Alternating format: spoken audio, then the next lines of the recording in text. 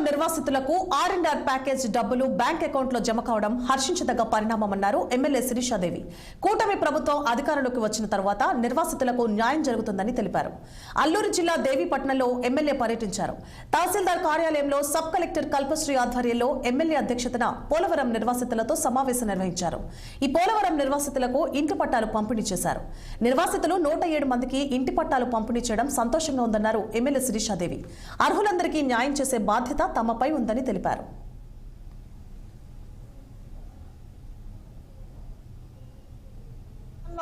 పట్టాల పంపిణీ కార్యక్రమానికి ఇచ్చేసినటువంటి మన ఆర్డీఓ గారు, అదేవిధంగా ఎంఆర్ఓ గారు, అదేవిధంగా ఎన్డీఏ కూటమి పెద్దలకి, దేవపట్నం మండల ప్రజలకి, మీడియా మిత్రులకి అందరికీ కూడా ప్రత్యేకమైన ధన్యవాదాలండి.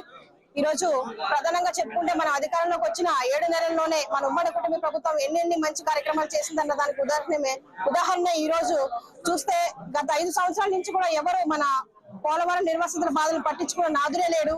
మీకు డబ్బులు రేపు పడతాయి, ఎల్లుండి పడతాయి నిర్వాసితులకి ఆశలు పెట్టి ఓట్లు వేయించుకొని అధికారం 5 సంవత్సరాలు కూడా అనుభవించారు. కానీ కనీసం ఇక్కడ పడుతున్నటువంటి ప్రజలు వారి యొక్క బాధలు కానీ ఇబ్బందులు కానీ పట్టించుకున్న నాదురే లేడు.